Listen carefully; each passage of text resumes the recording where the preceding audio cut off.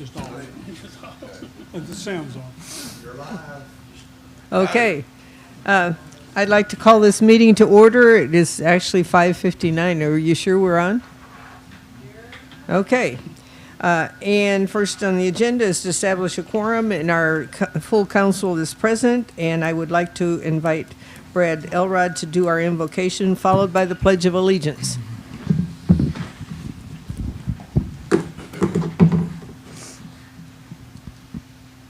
Let us pray. Dear Lord, we are thankful for this day. Just thank you for allowing everyone that's here, that's gathered safely, Lord. And God, there is a lot going on in this world right now, and we just ask for your hand of protection over all those issues, Lord. But as we gather regarding those issues closer to home, we beseech your presence here, Lord, and ask for your guidance and your wisdom. And Lord, just give us traveling mercies home. It's in your name we pray. Amen. Amen. I pledge allegiance to the flag of the United States of America and to the republic for which it stands, one nation, under God, indivisible, with liberty and justice for all.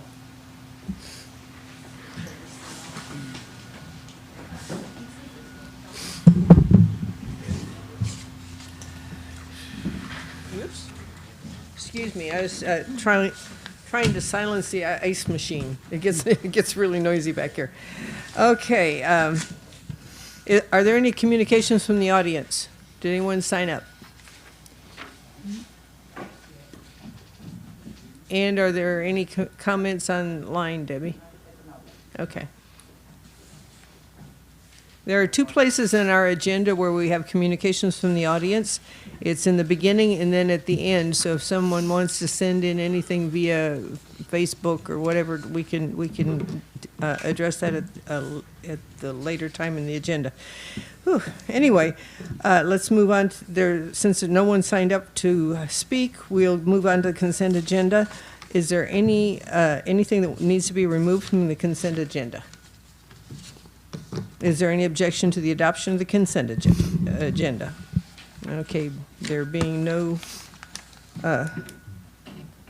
objection, the consent agenda is adopted, and we'll move on to the regular council agenda.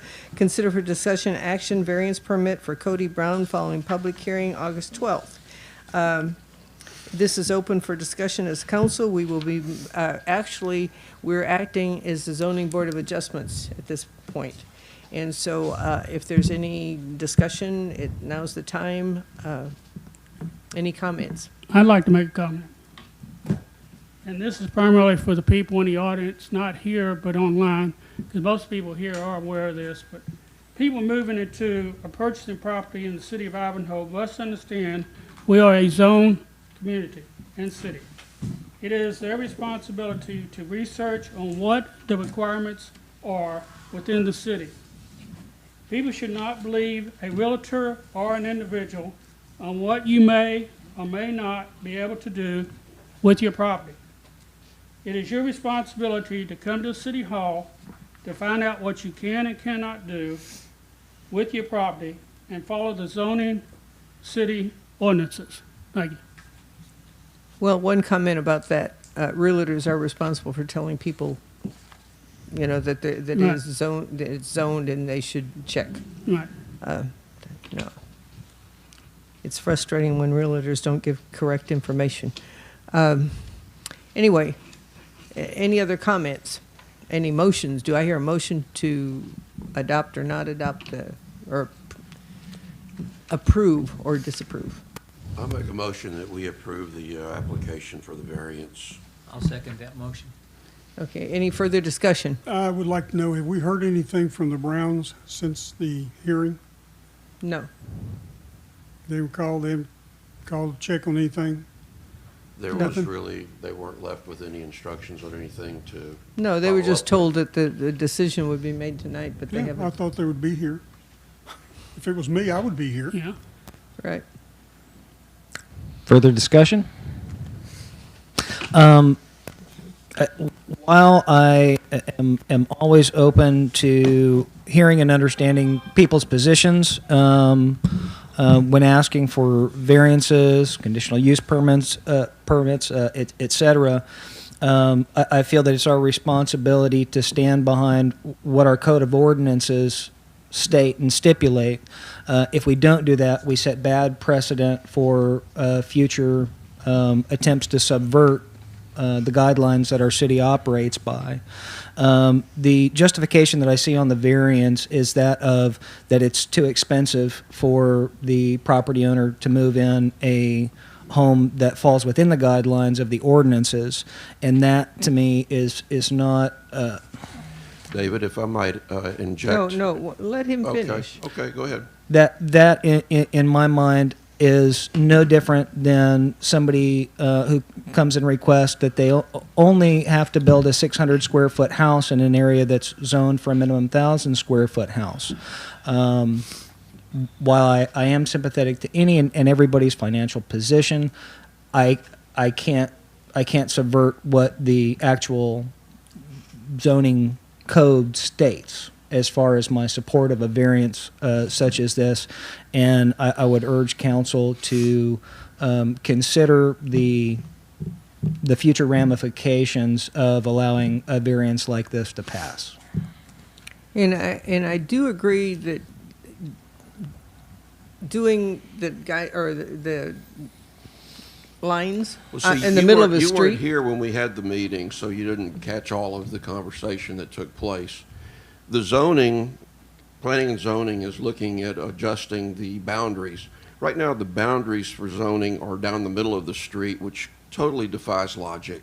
So on this particular case, on Prior Tuck, one side of the road is zoned for manufactured homes. The other side is zoned for modular or site-built homes.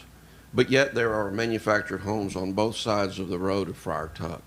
So there is, correct me if I'm wrong, Johnny, there is discussion in the works to look at all of the zoning boundaries and place them where they need to be, that being the back of the property lines rather than the middle of the street. And I'm completely in support of the P&Z landing at a logical conclusion for that and adjusting the code in whatever way they and council feels appropriate. At the moment, this variance, in my opinion, stands on the existing code and ordinance. If at some point in time the P&Z adjust where that line falls, I would encourage, I hope that the Browns, regardless of the decision that's made today, I do hope and urge that the Browns to stay in our community. Hopefully something falls in their favor in the future, but at present I have to look at and make decisions and vote based on what is in black and white before me today. I agree. I respectfully disagree with you. I agree completely that it makes no sense for the center of the street to be the division there where you could have one type of structure on one side of the street and another type on the other. I agree that doesn't make sense.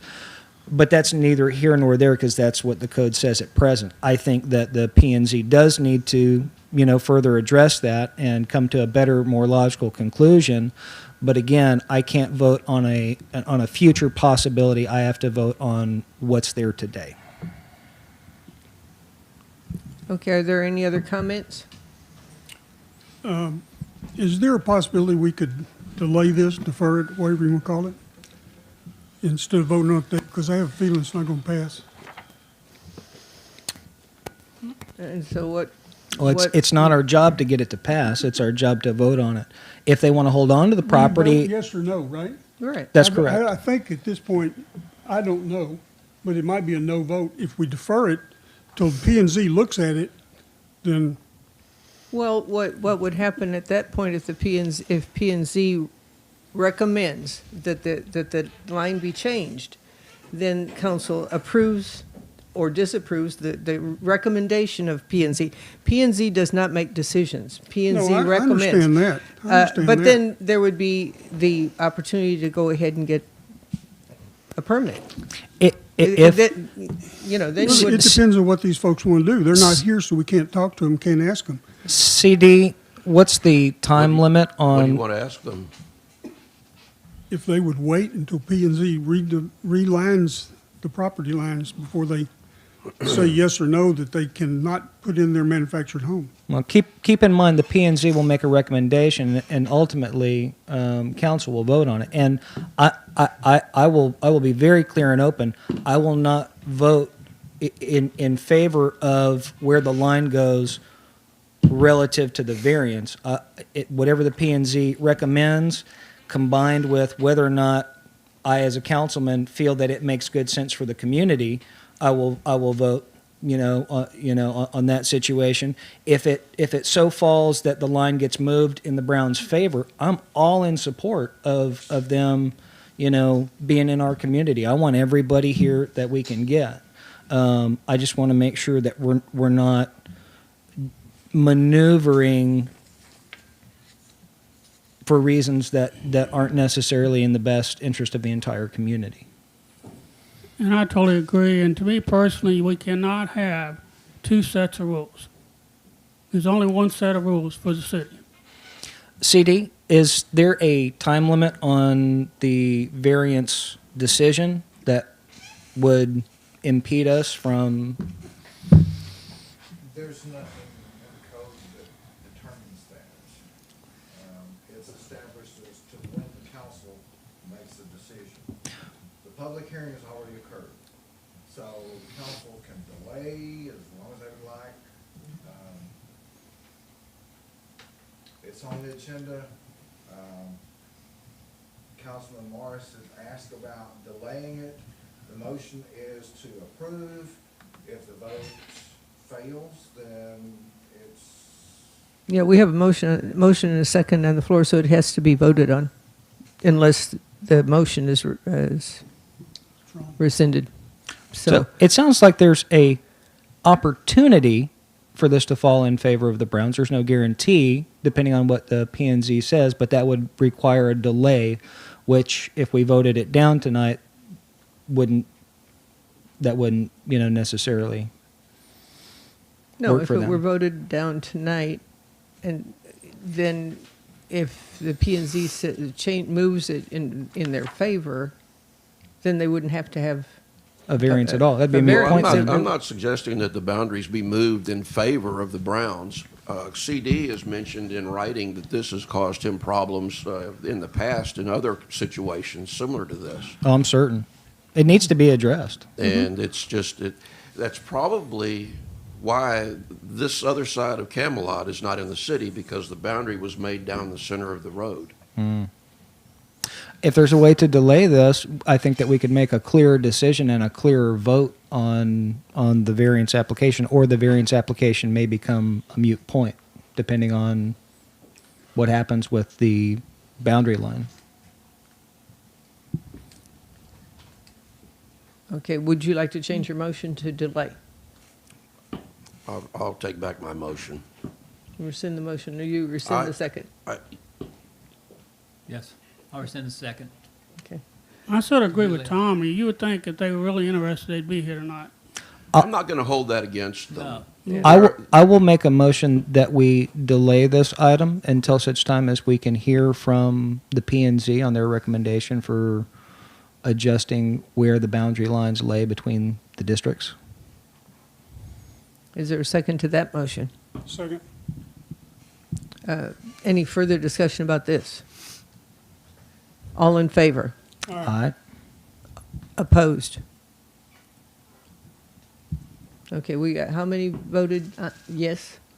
All, two? Two Aye. yeses for the delay. No. We voted for the delay, yes or no, yes? Yes. Yes. Oh, okay, Yes. I didn't hear, I Yes. didn't hear you guys vote. Sorry. Okay, so it is, been decided that we will delay. Now, delay till when? Until the P&Z recommends? Okay, And I should suggest we expedite that with P&Z. right, Yes, it needs to be a top priority, because these, yeah. And I've already talked to Valerie about it. We're going to discuss that on next meeting next month.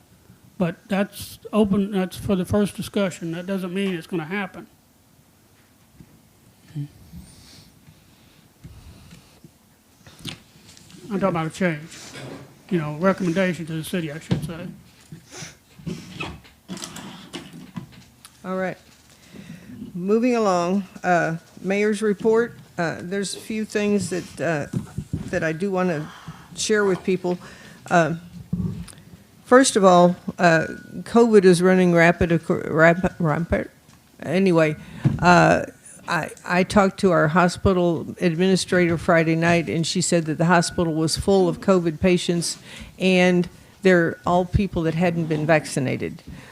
We are encouraging everyone to be vaccinated. People are getting it even though they've been vaccinated, but they get a light case. The ones that are in the hospital and are really in bad condition are the ones that have not been vaccinated. So take care of yourselves, please, and get the vaccination. It's free, and there's different places you can go. So I encourage everybody to please do that to protect yourselves. Also, next, we have a survey that's been put out by the planning grant, or we had a planning grant that was given to us, and we have a survey out there that we are encouraging people to respond to. I put it on the city Facebook page, and I think I put it out there. I think I copied it to all the Facebook pages, but please respond to that survey. They said they were going to have it out there for like 3 weeks. So go ahead and voice your opinion there. Of course, everybody knows that our construction work began, and I publicly want to thank David Marshal and the Public Works crew for the amazing job they did on that detour. Mill Creek Road was non-existent before they started that work, and they did a fabulous job of doing that, and the whole thing is just really a good job. Thank you, and thank the crew very sincerely. It's 1.3 miles. I know people are, it's dusty. There's all kinds of things, but I actually clocked it. I did the stopwatch thing this morning, and it took me 4 minutes and approximately 40 seconds to get through it. And I was not speeding. There's no reason to do that. Add 5 to 10 minutes to your time frame when you're going somewhere. I know it's an issue and it's an inconvenience, but let's have the patience that we need to have in order to be able to get this work done. The work is fabulous. Our road was washing out. We had one instance one morning where half the road literally washed out, and we are very grateful that no one got hurt. But it's a real danger, so we're getting it handled, and so let's have the patience required to be able to get through it. Anyway, and the other thing is, some time ago, the subject came up about redoing our monuments up front because they're deteriorating. They've got cracks and leaks and whatever. And we asked David Harrington to please come up with some sort of estimate on what it would cost to repair those monuments. So I've asked David if he could kind of give a report on that. I took notice of it. I went up 3 or 4 weeks ago to trim the juniper trees up there and bleach down the stonework, and noticed that there's quite a bit of separation at the joints where the caulking is no longer sealing out water and whatnot. And of course, that's what leads ultimately to the framing and whatnot underneath deteriorating. So I think probably a good estimate to get it caulked up and resealed and a fresh coat of paint on all of that and get the woodwork restained is probably in the neighborhood of $1,500 to $2,000. So that would put those back in stable service for quite a while. Okay, we'll put that in. We'll look into that now that we have an estimate. Okay. Thank you, David, for looking into that. Yes, ma'am. Something else that we got, we will be doing public notice for some bond projects and some additional bond work that we're looking at.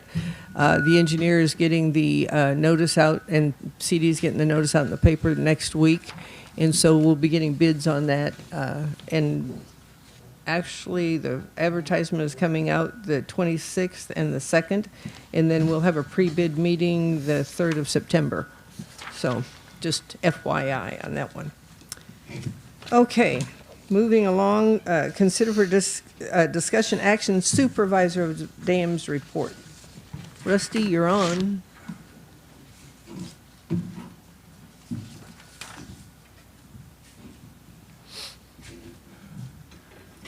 No button to push, right? So is the light green? Yeah, light screen.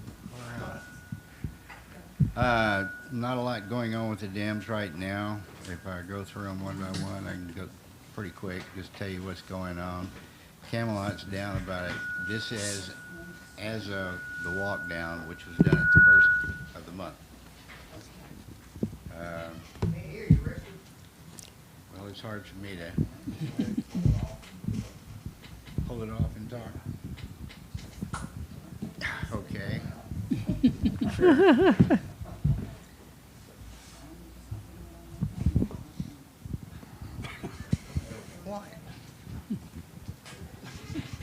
Okay, Camelot, down about 1.5 inches. A little bit of leakage through the valve, but not very much. To me, it's very small and not enough to do anything about or with or be concerned about. And you know about the road and the rest of Camelot, so that's all for that one. Galahad, still in good shape, not a lot going on. The grass on the downstream side up in the corners has been more or less killed. And when David gets a chance, he's going to clean out those curves on each corner. It'll help keep it from getting any bigger through the winter. Because what happens is the pine needles fall, it starts gathering dirt, and we get more rain, it brings down more, you can imagine. So it'd be nice to get them cleaned out once in a while. The last time was probably 3 years ago or something. And otherwise, Galahad's good. Spillway still looks good. Caulking still looks like it's okay. So that's it. Tristan, not much going on. Waiting for some rain so I can open the valve. But nothing's going on, so I gotta wait. Otherwise, there's nothing going on with Tristan. What's the other one? I don't have to do, I haven't know yet. Charmaine. Charmaine, yeah, the big one. We had, and maybe I already told y'all, we've had Chance come out, drill the holes, nothing going on. Have I already told y'all that? No, you made an announcement at the IPOA meeting. Last week. Yeah. Okay, I'm sorry. Chance came out. We looked at 3 areas that we had a concern about having a void beneath them because they sounded hollow. And we drilled in each of those locations, and all the indications we got from the drilling was that they're relatively shallow and they're relatively small. It's not enough of a hole to go get pumpers in trucks and all that stuff and bring it out here and spend a lot of money to fill up very small voids. If we wanted to, I won't get into that one. I'll skip that part. The idea from me mainly to use a high-density foam. We have the holes there that will access the shallow voids. Simple to drill through those holes because they're already there. They're packed over so you don't get water in them, but that's it. We could use a high-density foam once we know a little bit how to use it, and then add that to the holes, and that would prevent the water from being able to access the dirt beneath and start the erosion problems we've had in the past. So that was a suggestion for that one. They are still supposed to be out here soon, was their quote when Ray left. Will was here and went with myself and Ray with Chance Construction to go look at the voids and find out how big they were and all that. And there's not enough there to horse with. But he said he would be back soon to do the caulking. And he also said they were getting twice the normal amount of primer, which makes the other stuff stick. So they were and I didn't want most of the stuff drilled out, cut out, and all that stuff. One part of it, yes, but down on the far end near one of the voids, the bigger void that we found, that needs to be cut out and redone. It's had obvious leakage into it because you can tell by the discoloration of the caulking. But they'll be here soon. Okay. Well, we hope it's before the end of the fiscal year, Yeah, that'd be nice, but so we can, you've got money in your budget, so it'd be Yeah. nice to get it done before the end of the fiscal year. one other thing that's going on is the downstream side of Tristan. We've had trees and all this growing for a long time now.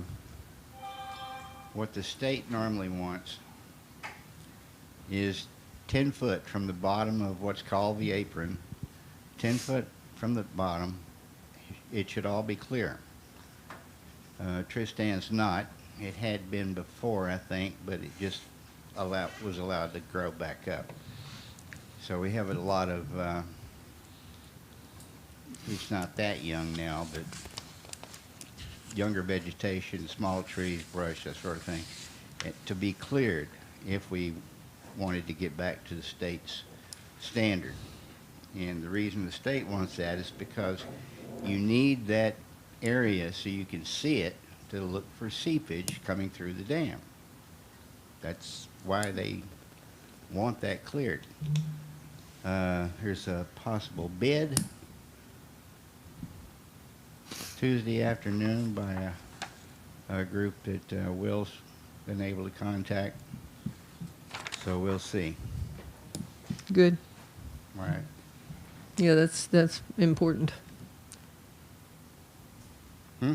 It's important that we comply with state standards as much as we They can. have a lot of stuff, and all you can do is pick at it because, you know, you had a perfect dam, which you're not, because it's like going to school and, you know, you got that teacher, it's English teacher, and she's rough. And there's no way you can give her a paper she's going to give you anything higher than an A- on. That's what the state does. That's life, huh? Mm-hmm. Okay. Are there any questions for Rusty? Appreciate it, Rusty. Thank you. Next is report on municipal court activity. Judge Rader, if you want, you can. Well, I don't think you're on camera there, so you have to go up to the podium.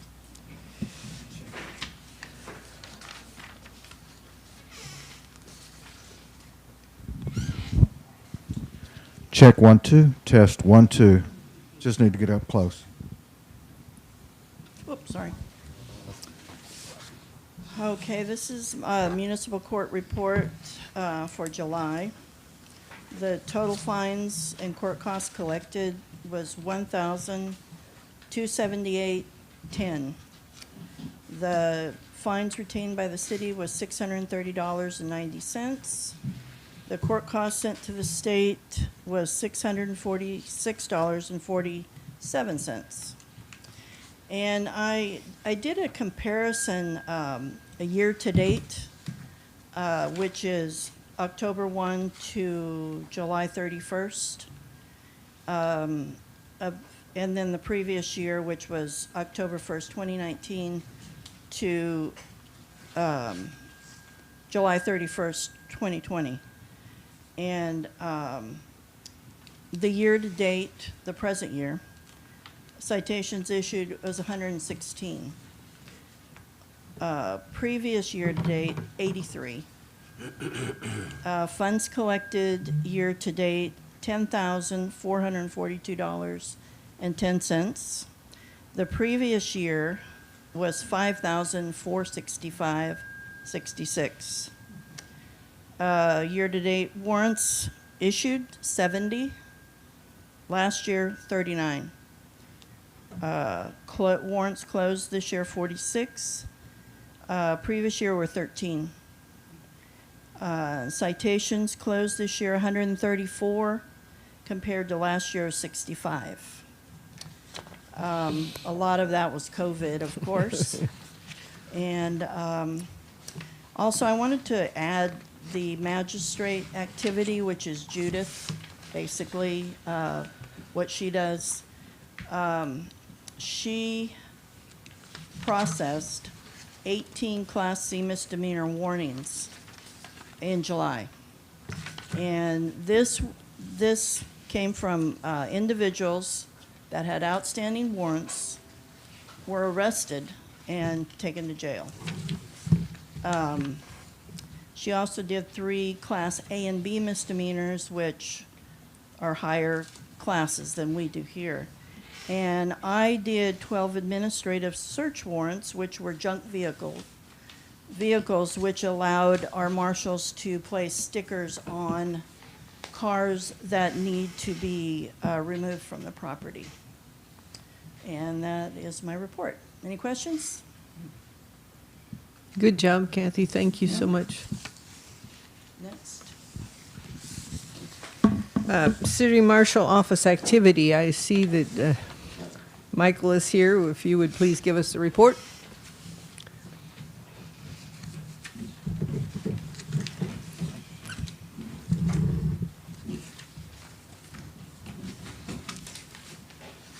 I guess I'll hold this. Mayor, councilmen, people that are watching the council meeting and residents, on behalf of Chief Marshal, I'm Deputy Marshal King. I'll give you the report for the month of July.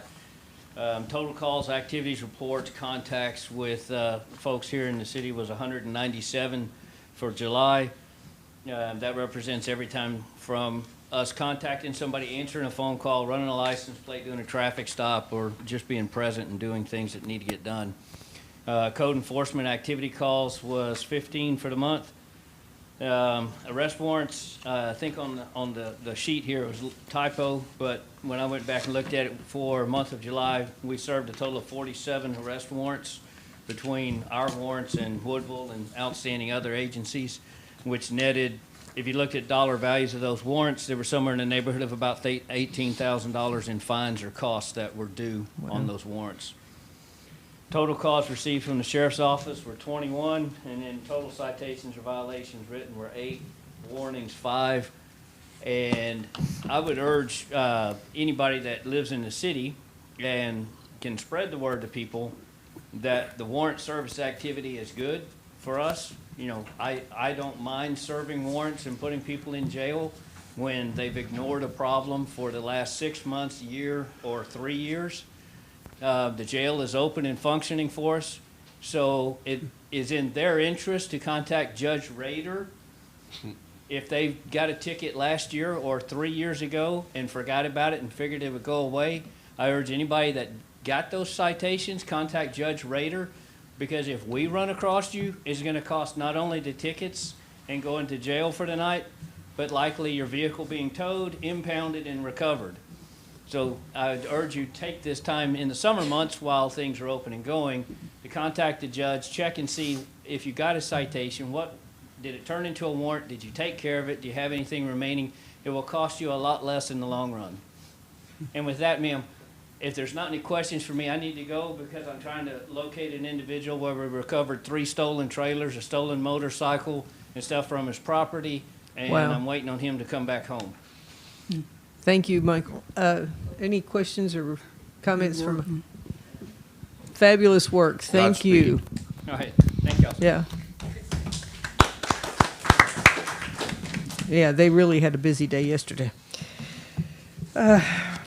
Report on monthly code enforcement activity. Missy is ill, and I don't know if, John, you had anything? I don't have a report, but we are working on cases like you mentioned, and you mentioned also code enforcement cases is 15 for this month, so we're out there one case at a time. Thank you, John. Consider for discussion action Public Works report. Mr. Marshall.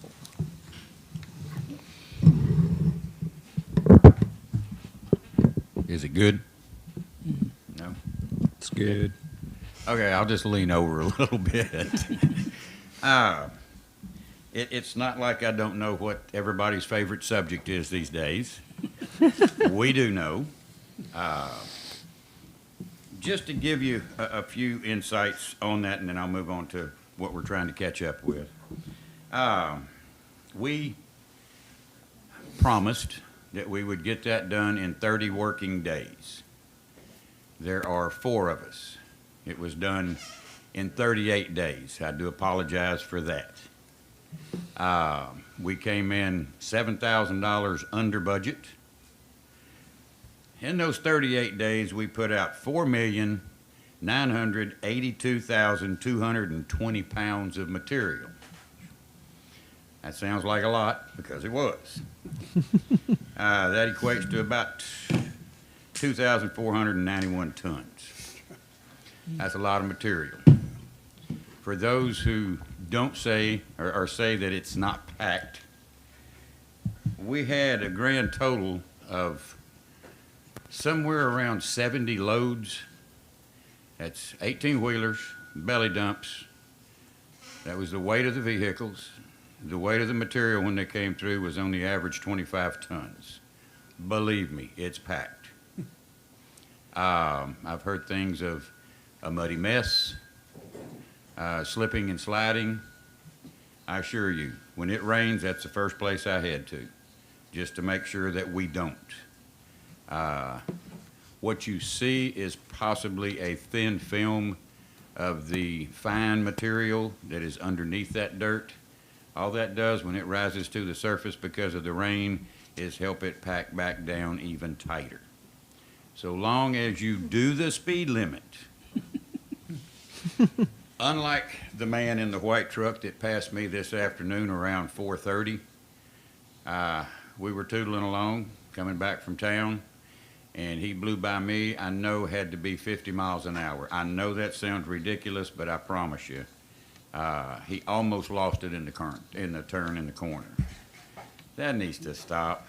We reduced the signs from 25, which we had all agreed upon. Quickly found out that it needed to be lowered, so we looked our mistake in the eye and said, fine, we'll lower them, and we lowered them to 15, which I think has helped considerably. There was a lot going on there. There's still a lot more to go.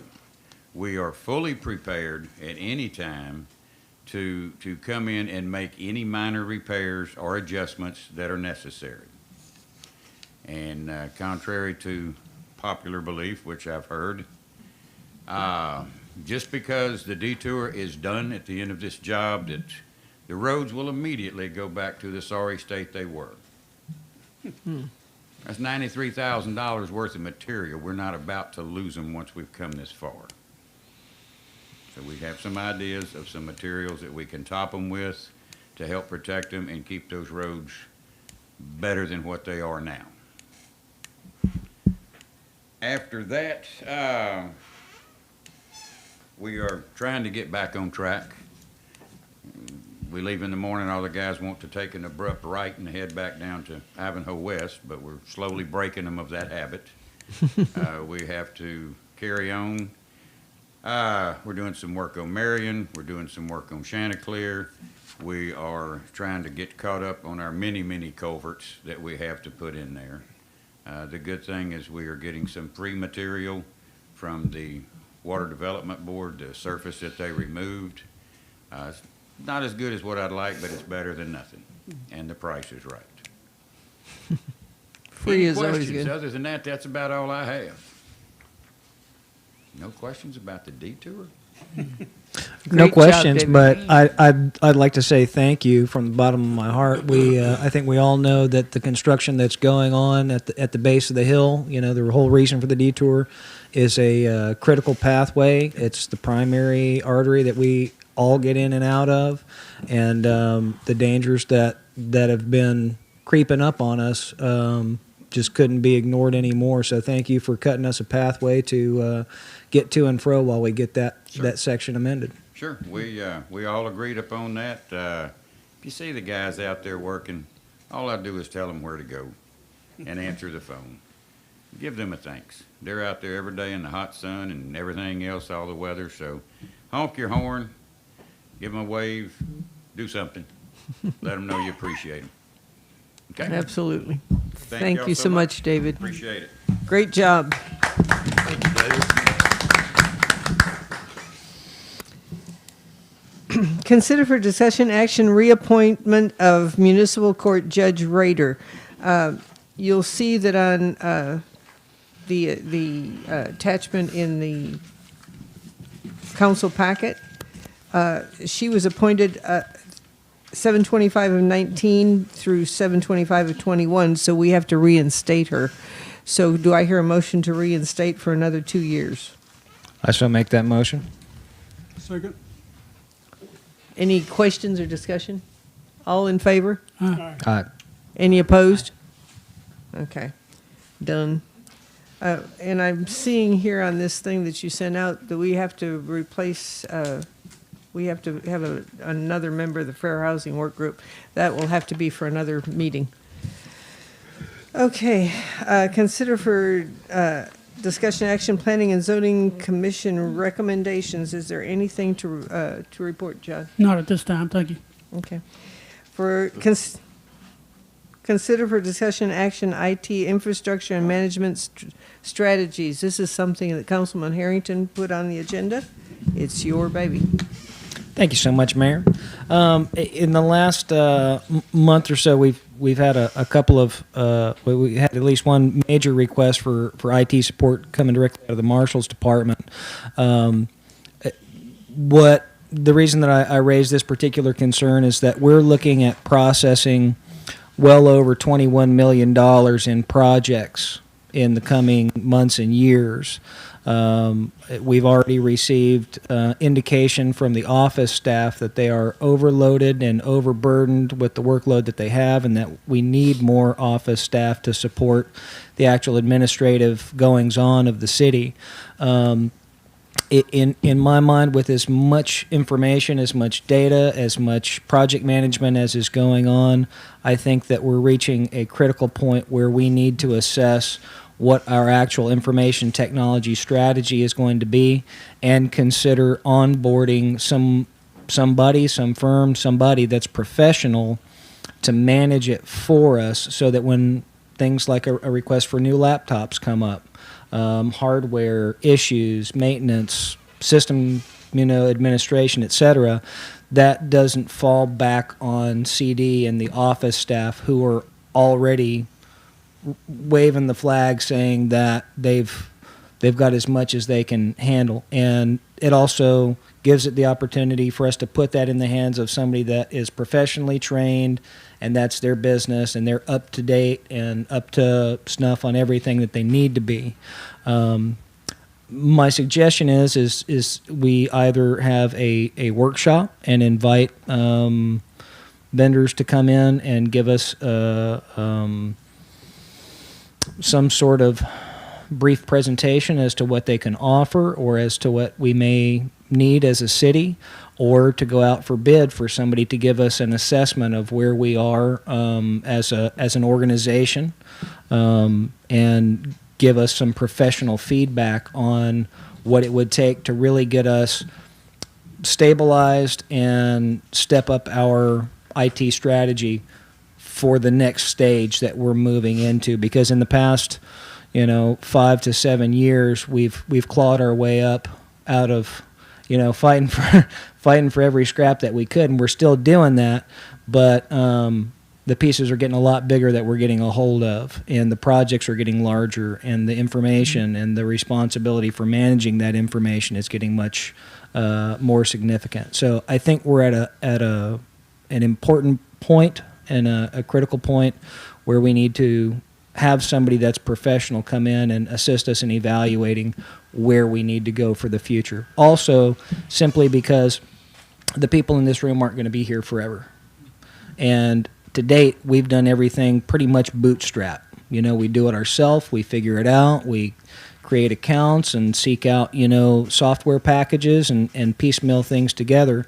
And at some point in time, the people in this room won't be here anymore. So for continuation of operation, I think it's also prudent planning to have a managed strategy in place so that there's continuity of operation. So whether it be a workshop or just sending out, a request for bid, people to come and give us an assessment, I think it's something that we're ripe for moving on. So you talking a consultant? Yes, somebody that would actually manage our IT for us. That way we're not having, when something goes down, we don't figure it out. We just pick up the phone, or they're already, they get a red flag, because they're, managing our IT infrastructure, and they just call us and say, hey, it looks like you got a problem here. You want us to resolve it, whatever it may be. But something that keeps the people that we're paying for administration administering, and not troubleshooting something that isn't necessarily their expertise and their bread and butter. Do you have any idea what you're talking about as far as money is concerned? We're adopting a budget in 1 month. Right. And are you talking about doing this before the budget? And you did bring up a point. We're having to look at another part-time person because there is just so much additional work. I mean, we're getting this money, and you have to figure out how to manage the time of the people that we have currently. What does the grant administrator do? Well, as far as that does a huge, probably most of it. In fact, I was talking to Mandy Reisinger, and she was saying that pretty much the grant administrator handles most of that grant stuff gets handled through that. So that's the bulk of the dollars. But I don't know if any of you council members have seen what Missy created as far as submitting paperwork for the 2015 thing. There's a folder this thick that she had to submit to FEMA for reimbursement that still goes on.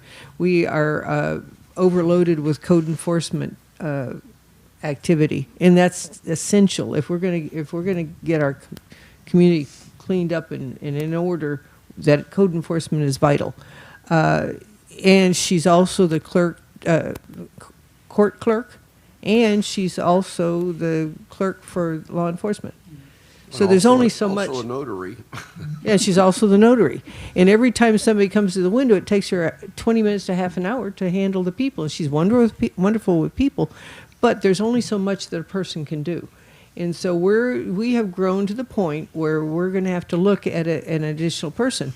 Now, everybody knows they come back, we get what they used to call an effective tax rate, which is a no new revenue tax rate. Now, we're going to be looking at budgeting and whatever, and we're going to have to see how we can add this additional expense into our budget and still manage. So that's something that we need more information about. I mean, I get where you're coming from. And I think it would be nice to have a workshop where we sit down and we talk about what we're doing right now, what we think we can do, and unless there's some sort of money, cost associated that you can give us information about, I don't see it happening in next month in the budget we have to adopt this month.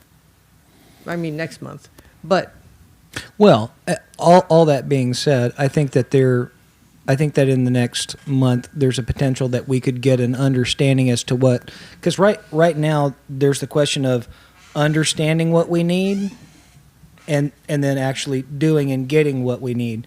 Right now, I'm not certain, but I don't think that anybody on staff is a trained, licensed, certified IT professional. I don't think that we have anybody that does that in-house.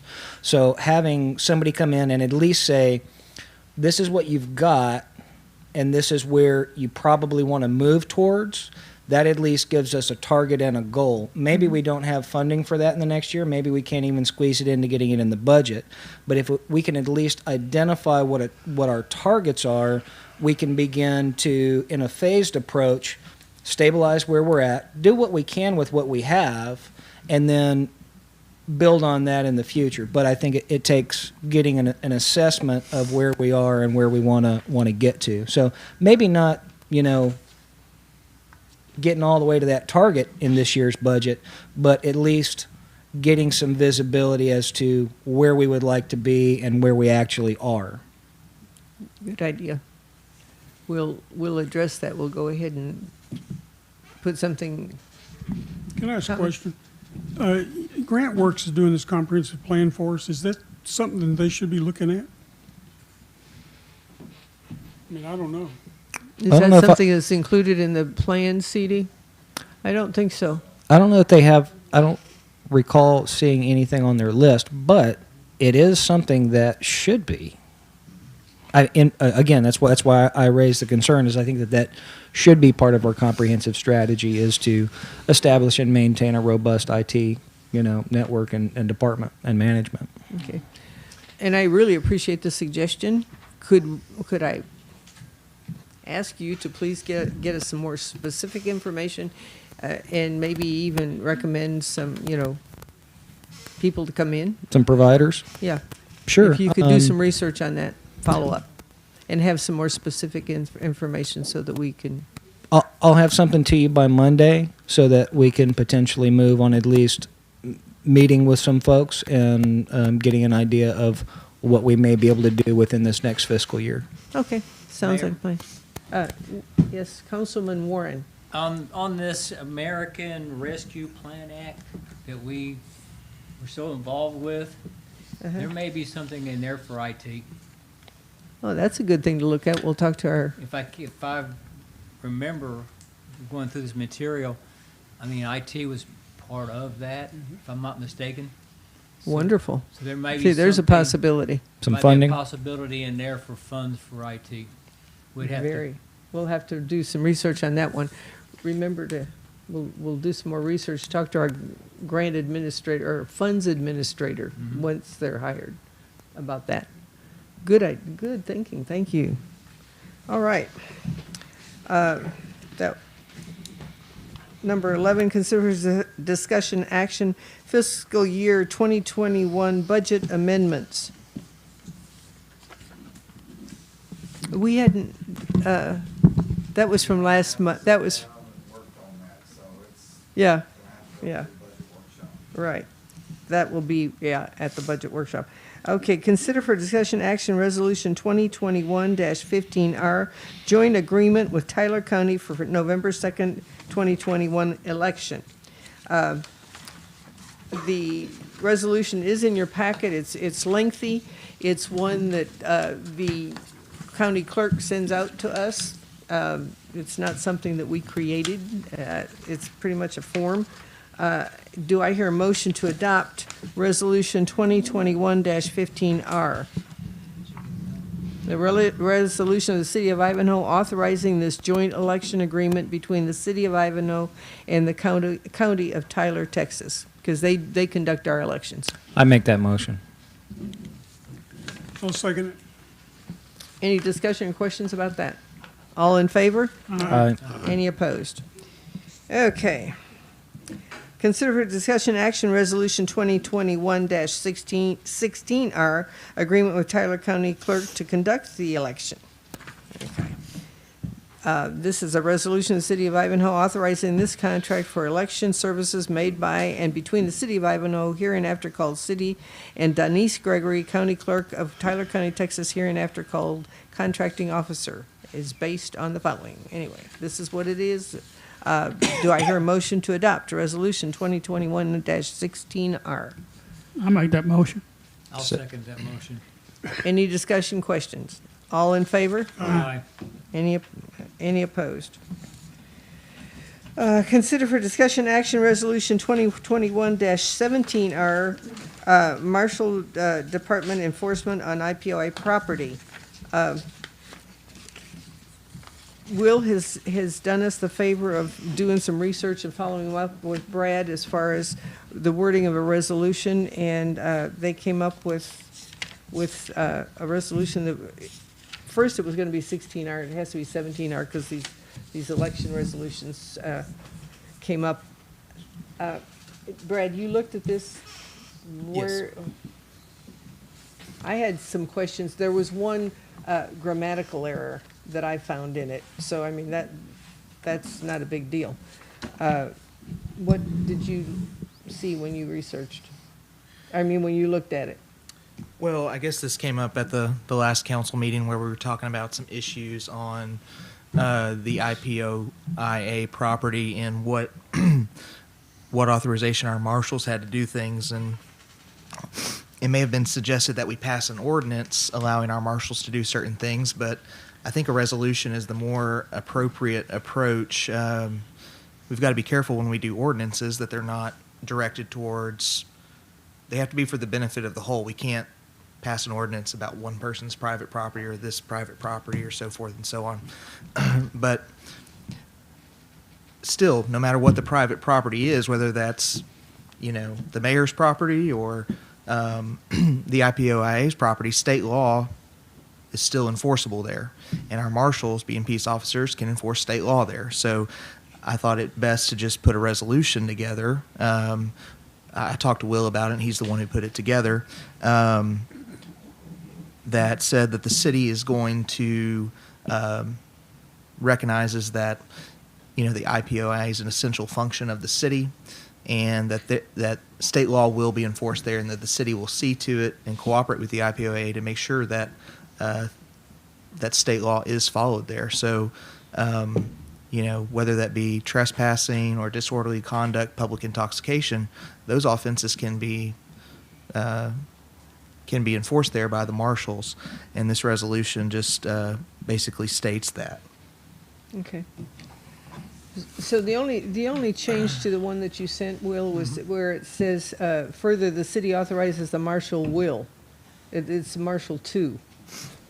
In the second whereas, it's the city authorizes the marshal to cooperate, not will cooperate, but it's just a grammatical error that it's not a big deal, but we have to look at that. Is that all that we need to? There's the same thing down there in the third paragraph as well. Oh, yeah. Essential city. The city will enforce state laws, including, furthermore, the city will cooperate with, where did you see that? It said furthermore, the city marshals will cooperate to cooperate. Oh, but they will. There it's okay. There it's okay. Yeah. And by the way, city marshal is only one L.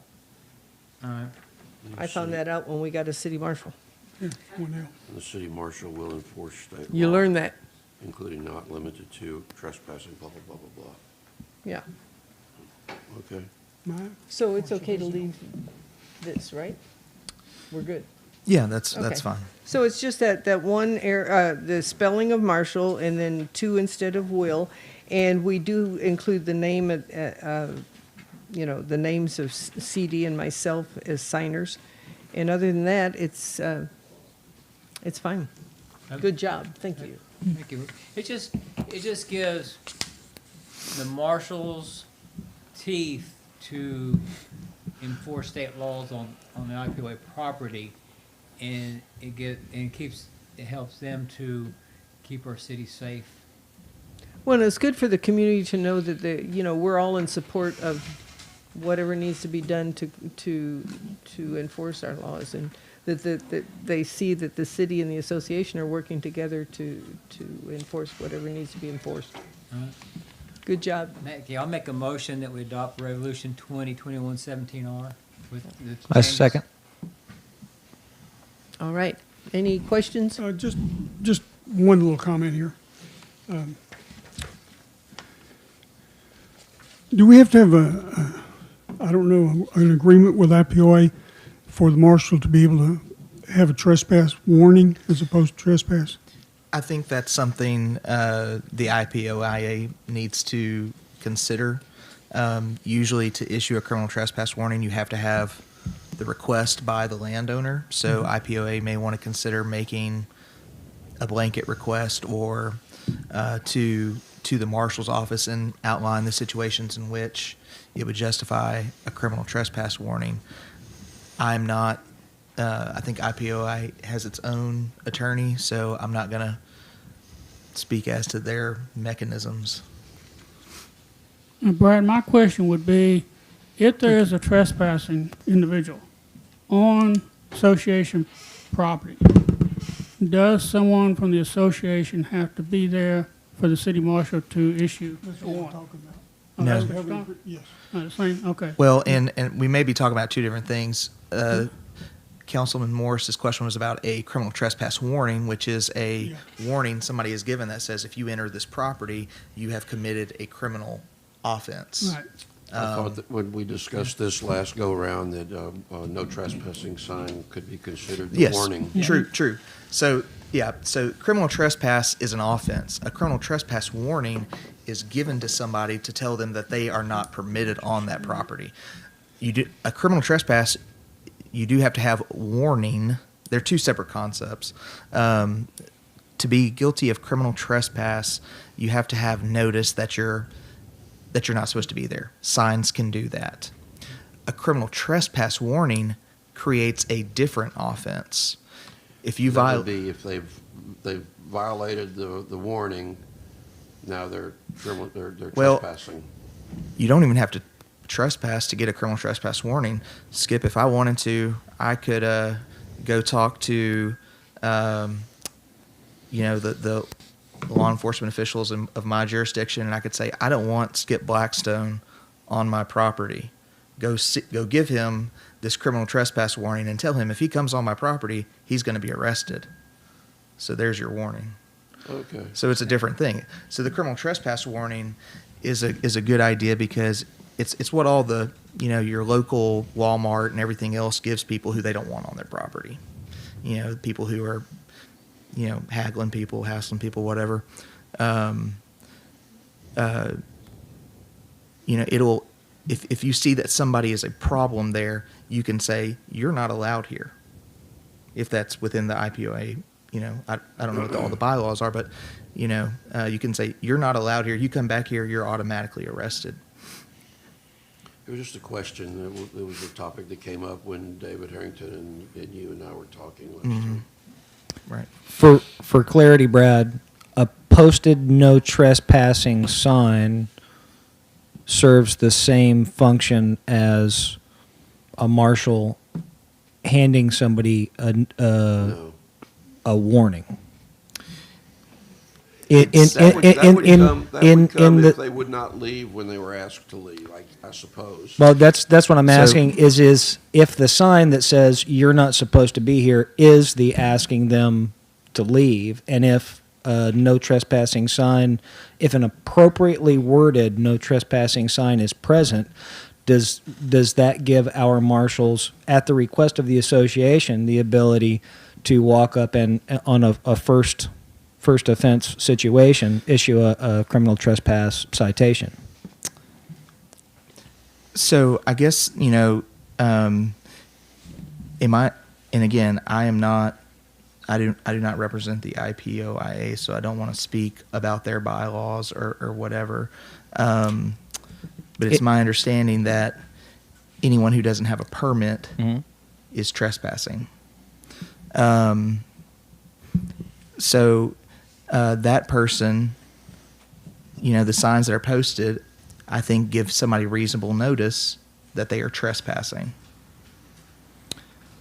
At that point, they could be issued a ticket for criminal trespass. There would be other instances where you would want to issue somebody a criminal trespass warning. That is what is actually banning somebody from re-entering the property. I have a question, and I know this happened, back when I was on the IPOI board, and I believe they've had some difficulty with someone that was actually, I guess, a member, but misbehaved big time. Mm-hmm. Now, can't they just ban? If someone violates the Give them a rules? timeout. Well, Yeah. one time we had somebody that we just didn't allow on the property for 2 years. Yeah. That's it. know- Because of the misbehavior. They can do that in their bylaws.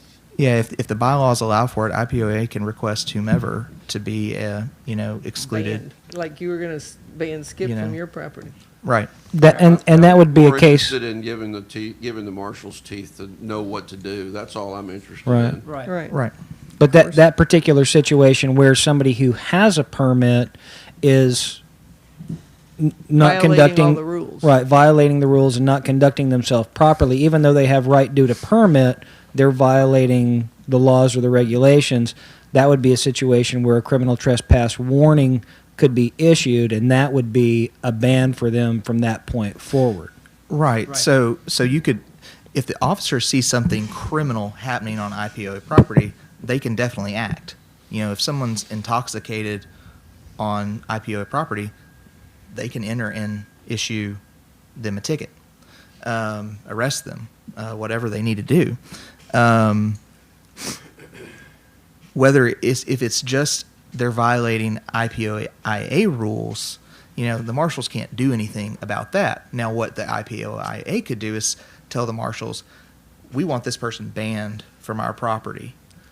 And then the marshals could then issue that person a criminal trespass warning saying, you're on notice that your entrance onto this property is now criminal in nature.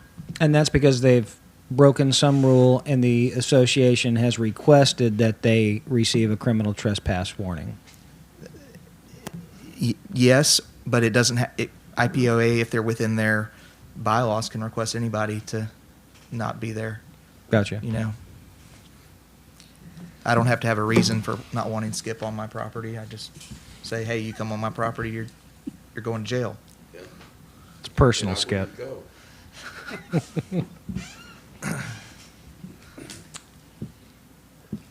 Stay off of your property. Do we have a motion? We have a Okay. motion. Okay, and we have a second. So all in favor? Aye. Aye. Any opposed? Okay, good.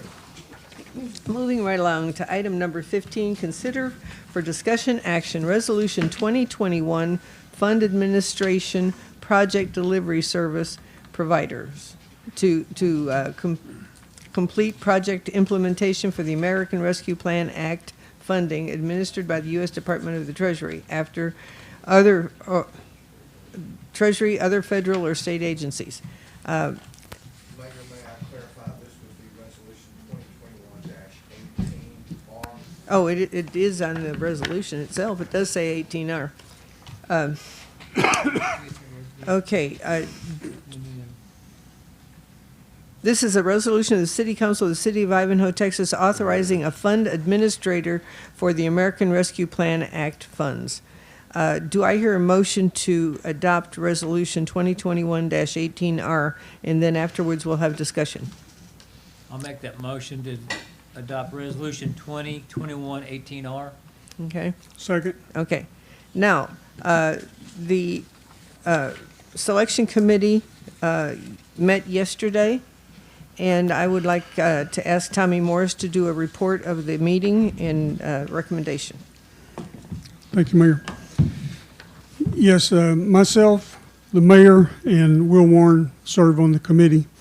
We met yesterday at 1, and we went over the 4 companies that had sent us we requested proposal, they sent proposals, and we looked at it. We looked at the expenses, what they were going to do, how they were going to do it, and pretty much all of them are qualified and able to do what we asked on this fund.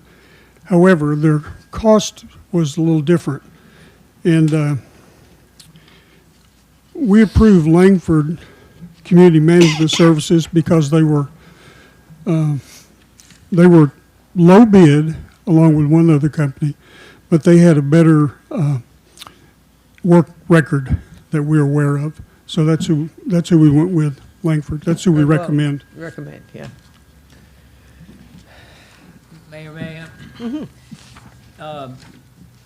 Langford came across, and they have the best interest for the city of Ivanhoe. And that's one of the reasons we decided that they got the bid. And even though we scored everyone individually, but their cooperation, the interest of our needs is why they got the recommendation from us.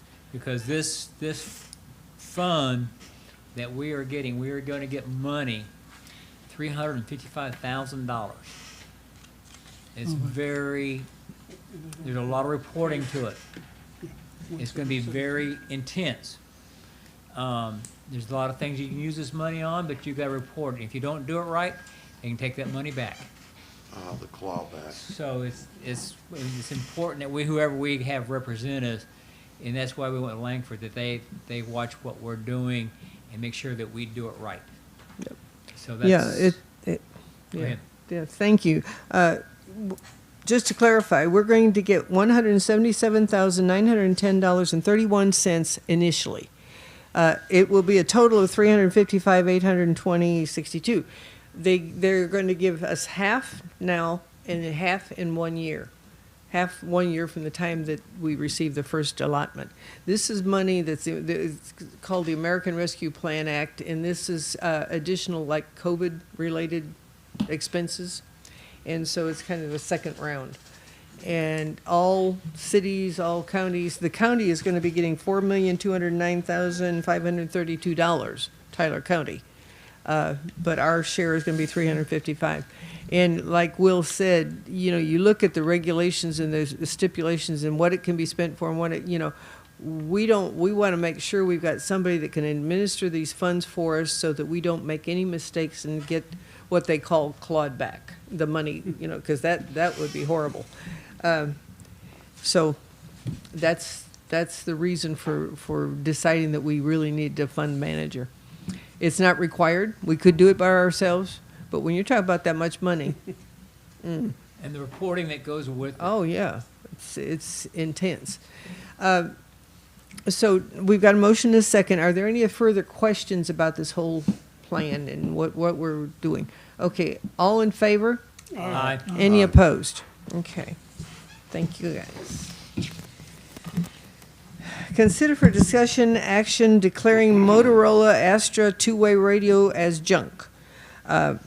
We can't dispose of anything that's city property without either putting it out for bids or declaring it junk. And these radios that the law enforcement people have been using are obsolete. They cannot be repaired and brought up to you know, useful value. So they're asking us to declare them as junk, and we can just dispose of them.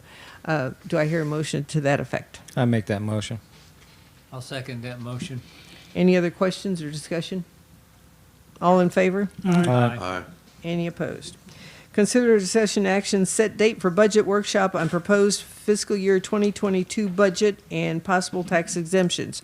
That's when we'll sit down as a council and we'll talk about all the budget stuff. We're going to go over it line item by line item. We're going to pull your calendars out so we can look at possible dates. We will be having, and that's the next item. CD and I sat down and figured out it's so complicated the way they say you have to have this 10 days before that and 5 days before this. And so we really figured out that we're going to have our tax and budget adoption the 29th of September. And then the only date that we really can do the public hearing is the 28th, the day before, which is fine. I mean, it's no problem because we looked at all the rules and all, you know, whatever we had to do. Now, what we want to do first, of course, is sit down and have our budget workshop.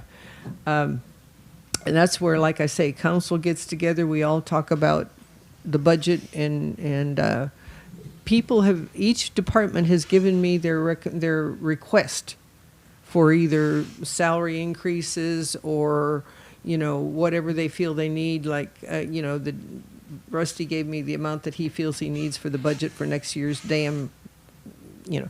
So I'm putting that all in there, and we're going to add it up and see what it comes to. And anyway, so our budget workshop is to get together and be able to just delve into this and talk about every line item and see where we're at. So I'm thinking not this coming week, but the week after, either the 31st or the 2nd. 31st of August or the 2nd of September. Well, second is a Thursday. We're used to coming here on Thursdays. So You show up on Thursday. if we're all come back. available. Yeah. I'm not going to be available on the 2nd. How about 31st? I'm good on the 31st. Me too. Got it. Okay. 31st works for me. 31st works. Okay, that's a Tuesday, and we'll have standard meeting time at 6 o'clock. Does that work for everyone? Yes. Okay, put that on your calendar so you don't forget. Okay. Did you say it's 6? Yeah. Okay, got that. Save. All right. Moving right along. Consider discussion actions setting date for public hearing. And like I say, the dates are just kind of chiseled in stone because we had to do it according to what the rules are. So get your calendars out again. The 28th of September will be the date for the public hearings for the budget and the tax rate. 28th? Yeah. And the 29th is the actual date that we will have the meetings to adopt both the tax rate and the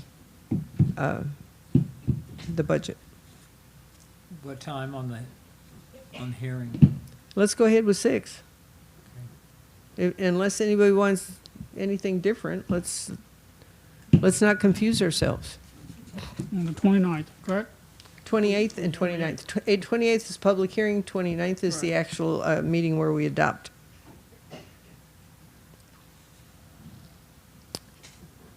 Everybody? Yes. Okay. Consider for discussion action financial report, CD.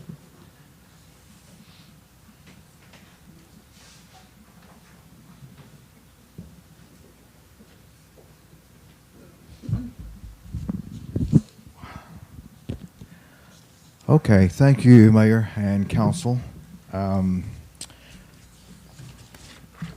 do appreciate what Councilman Harrington had said earlier in regards to where the staff finds itself in the life of this city at this point. Just because folks say, well, CD's back there behind the divider, and what's he doing?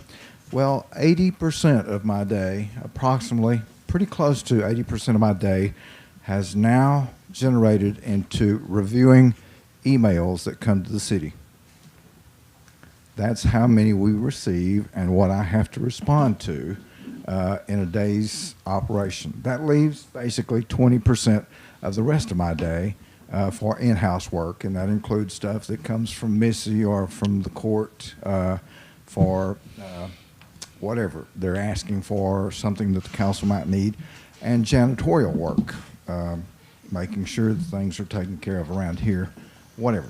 So just to give you an idea of what has happened over this time period where used to CD took care of everything, then we added Missy came on board, and Judge Rader came on board, and David came on board. So we have grown considerably.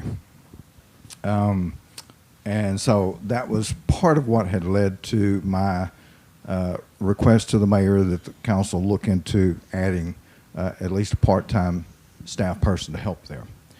Okay, treasurer's report. Our ad valorem tax that was received on August the 10th. Ivanhoe North got a sizable amount this month, collected from the 2010 delinquencies. $251.50. That's a considerable bit for Ivanhoe North because actually what they have left owing from 2010 is just under $6,000 now. For the Ivanhoe General Fund, we deposited $11,516.89, and for the interest and sinking, we put $2,808.57 into that account, and that puts the 2021 collection rate at 89.54%. That's on ad valorem taxes. Now, it's not including the Ivanhoe North ad valorem. That's so small, it just doesn't really factor into the equation. Now, the starting balance for our ad valorem tax income, and this is on that part of that report that I sent out with the council's packet, but the income that was set for this year was $648,970 and a few cents. Now we've received $593,007. There were some $13,272 in adjustments, that being tax sales, refunds, or change in tax status. In other words, like homesteading or other exemptions that were applied during the year. And it left a calculated balance as of the end of July of $69,235.85. Between now and the end of the budget year, we're probably going to maybe see $10,000 more. So the remainder of that will go into delinquencies. But our total receivables on uncollected ad valorem tax from 2010 to now, that's what, it's not just the city of Ivanhoe, but it's all the other taxing entities that have properties that they're taxing here in Ivanhoe. But our share that has been uncollected, and it's just showing on our balance sheet as receivable ad valorem taxes. At some point, the delinquent tax attorneys may be coming forth and saying, you're needing to write some of this off. It'll be up to the council at that point. But anyway, the total now is $263,504.95, a little over $250,000 over a 10-year, 11-year period. Our sales and use tax for July came in on the 13th of the month, $7,357.10. That's pretty good. Total sales tax collected or reimbursed to the city by the state comptroller for this fiscal year is $74,784 and some change. That's really pretty good. Folks, keep supporting our local businesses, and we're going to hit that $100,000 mark, which is still a drop in the bucket compared to what Woodville sees with their Walmart store, but that's another thing to work on in our economic development. Interest and sinking payment of $104,987.50, which is due September the 1st, but we've paid it now. It brings our total payment for the year to $134,975. Now, the funds that I mentioned earlier, deposited from the July ad valorem, brings our INS account balance to $9,648.77, and that's a real good start towards the $131,975 that'll be due coming up in fiscal year 2020. The current balance in the bond fund account is $1,145,980.33. Now, from that, $17,420.93 just got pulled from that account to pay LJA Engineering for the design work on the projects that the council authorized for bond construction this year. And we'll see more being pulled from that as the contractor gets busy and starts work.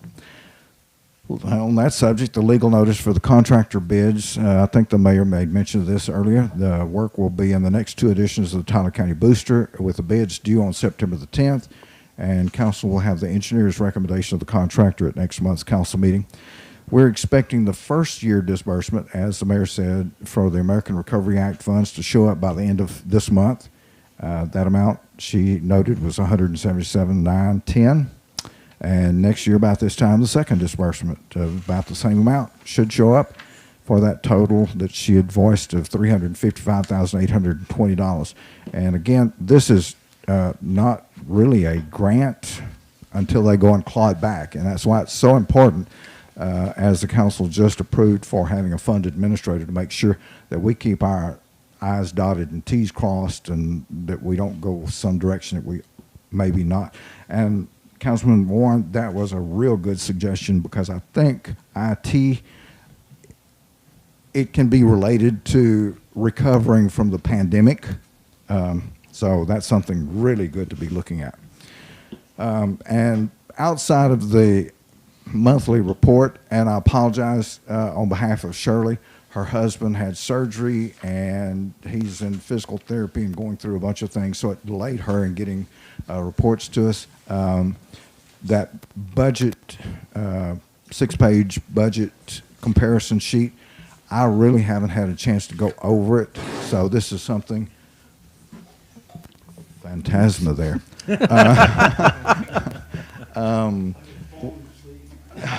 I'm sorry, but you know, this is part of it. All those dollars rolling out there or rolling in here. So all that being said, I'm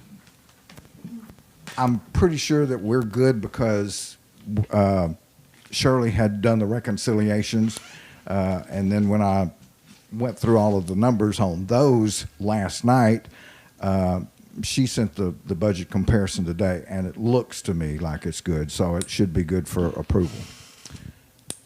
Okay, with that said, any questions? I have a question. Yes, sir. Have you looked at the budget versus the actual, the 6-page report yet? I have not. That's what I referred to. And when you do look at that, do you make recommendations to the mayor to adjust line items? Correct, yes. When we get to a point where it's looking, okay, we're in the red in a particular line item, that's when the mayor will start looking at where it can be moved from.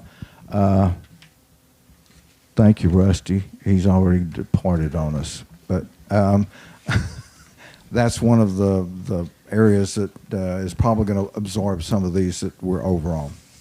And a budget is a guideline. It's not Right. chiseled in stone. So So we're over, just looking at this computer, I'll pull that up for an example.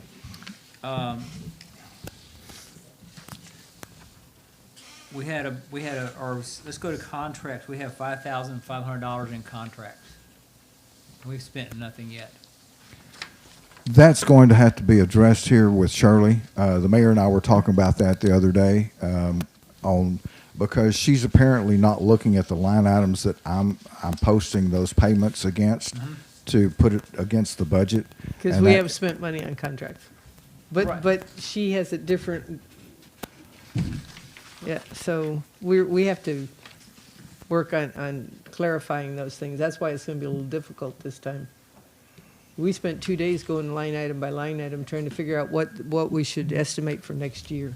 And that's why I asked the question, because if Yeah. you look at this, it looks like we have, like on computer, $88,749 available to use elsewhere. Yeah. But that may be right, may not be right. But then we could use that maybe for public works or somewhere else. They could use the man hours. Correct. But that's why I asked if you, Mm-hmm. when you look at it, you make those recommendations to the mayor. I do. And I really look at that profit and loss more so than the budgets, the profit and loss sheets that come through. You've got both the year to date as well as just for July, and it shows where each of those categories stand more so than what that budget is. And so that's what the mayor and I had talked about getting with Shirley to get that corrected and straightened out. Because for us to approve the financials, I think that's important information for us to look at as well. Yeah, and this year it really has been growing pains because of learning having, curve. oh yeah, going from one system to another and then figuring out, translating it into, How difficult would it be revisiting the IT question relative to budget? How difficult would it be to get a line item for each department for IT? Because like the Marshal's department doesn't necessarily have an IT budget line item, and yet we saw fit that we needed to provide them with equipment that supported their efforts recently. So is it difficult to get those additional line items added so that each department has, say, IT and office and et cetera? The mayor and I and Shirley got together actually a couple of weeks ago, something long like enough that. so I forgot what I learned. Because that was a question that was brought up in developing the New Year's budget under the QuickBooks Online, and it does provide or allow for that under QuickBooks. So we're going to be adding a bunch of things that, whereas the mayor's budget that has been presented in the past was just kind of a umbrella for everything that happened in public works, and whereas now it's split into material, labor, and all of that. And payroll is going to be looked at separately so that council will know where things stand for David's, the folks, the crew, where they are at this time of the year compared to where they need to be or whatever. So yes, that was a topic of conversation that we went through with Shirley, about 2 weeks ago, a week and a half, something like that. She came here and we spent about 2.5 hours talking about that with her, because the mayor is desperately working on getting budget figures, because she has to present it to the city secretary at least 15 days before a public hearing is held. Now, we don't have a bit of time pressure at this point, but it puts stress on her trying to get it all pulled together.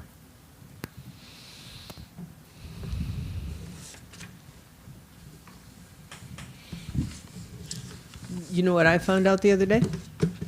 In Woodville, Mandy Reisinger does the budget, so I just could turn it over to you.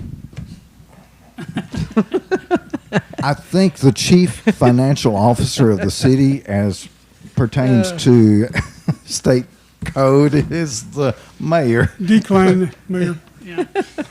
Of course, they've got a whole staff. That makes a whole difference, you know. Anyway, I thought that was funny. Thank you, CD.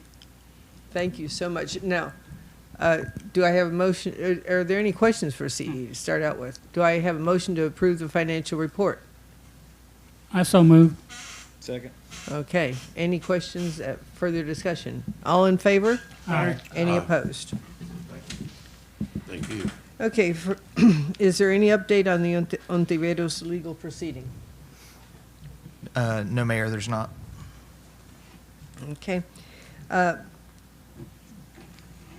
Item number 21 is consider for discussion employee salaries, and this is something that we have to go into executive session regarding. So it will be a short executive session, but we do have to go into executive session because it's about salaries. Are there any questions or communication from the audience that we have received during the meeting? Because I was going to go ahead and do that before we break, because a lot of times we lose people while we're gone. You already lost them? Oh, okay. We're okay. CD.